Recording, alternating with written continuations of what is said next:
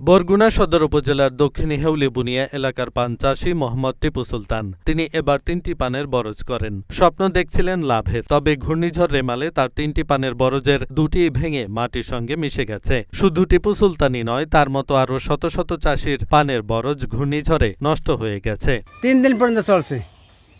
প্রথম দিনে বাড়ি আসলাম, তারপরের রাত্রে পরের দিন সন্ধ্যায় সেন্টারে গেছি, দেখি যে আর থাকার কোনো কায়দা নেই। হ্যাঁ, তারপর দেখি যে আস্তে আস্তে খুবই খেসতে আসে, বয়ে ঢুকাতে কোনো কাজকর্ম করবো বা 2টা খুঁটে বাঁধাম এরকম কোনো কায়দা নাই। খুঁটে বাঁধাইবে কী হইবে, নামার মতো কোনো কায়দা নাই।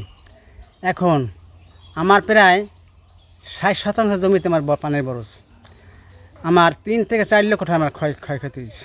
বর তো একেবারে 5-6টা গাছ পড়িয়ে পানের বর একেবারে মাটির লগে মিশে গেছে। আমার এখন চলার কোনো পথ নাই। ওইটুই সম্পদ ছিল, আমি একলাই মহিলা মানুষ, ওই কাজবাজ করতাম, ওই দিয়ে কিস্তি বেদা সংসার বাঁচাইতাম। এখন তো হ্যাঁ নাই, এখন কীভাবে চলমু আর কীভাবে করবো, আমার তো আর কোনো পথই নেই।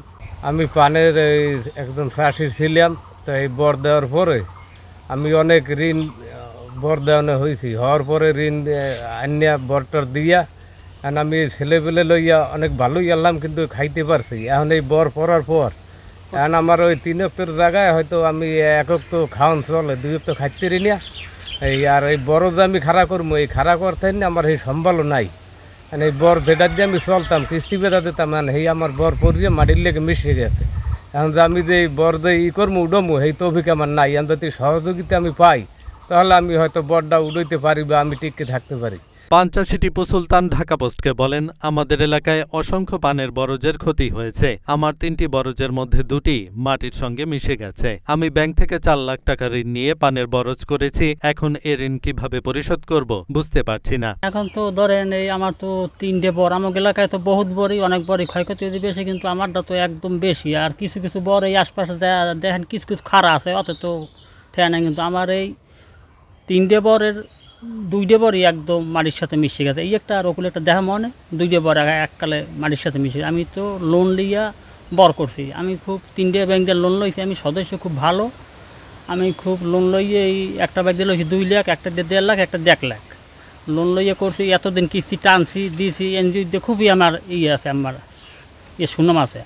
আমার কোনো ছেলে নাই, 2 মেয়ে, খালি বড় মাইয়া দিয়ে দিছি, ছোটো মাইয়া একদম ছোটো। আমার ছোটো ভাই আমার মায় মারার পর সব বর পথে গেছে, আবার বর পথে খারাপ চালাই গেছে, সব মরা গেলে আবার এই কিস্তি বেদা উঠে দেন ফেনের অভাব নাই।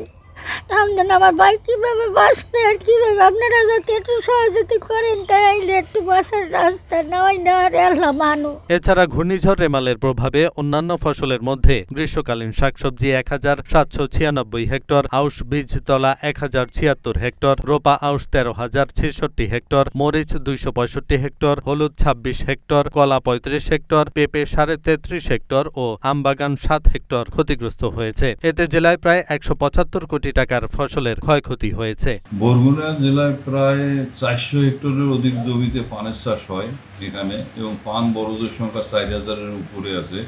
এই যে রেমাল প্রাকৃতিক দুর্যোগে, এই রেমালের ফলে প্রাকৃতিক দুর্যোগের ফলে আপনার পান চাষিরা ব্যাপকভাবে ক্ষতিগ্রস্ত হয়েছে। বরজগুলো সম্পূর্ণরূপে ভেঙে গেছে এবং এই পরিমাণ প্রায় 3500 পরিবার এই পান চাষের সাথে যুক্ত, যারা ক্ষতিগ্রস্ত হয়েছে। আর মোট আমরা ক্ষতি পরিমাণ ধরেছি প্রায় 11.5 কোটি টাকা পান চাষিদের ক্ষতি হবে।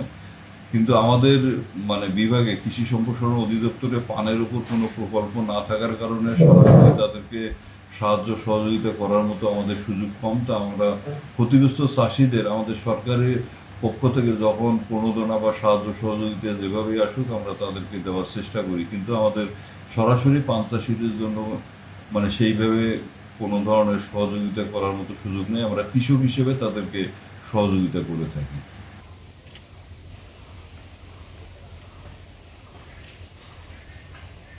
এহসানুল হক, ঢাকা পোস্ট।